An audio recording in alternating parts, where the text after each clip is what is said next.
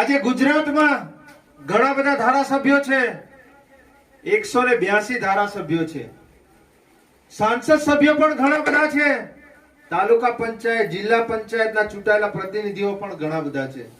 પણ આજે આપણે ગુજરાતના કોઈ પણ ખૂણે જઈને પૂછીએ કે આજે ડેડિયાપાડાનો ધારાસભ્ય કોણ છે, તમે બધા ઓળખો છો ખરા?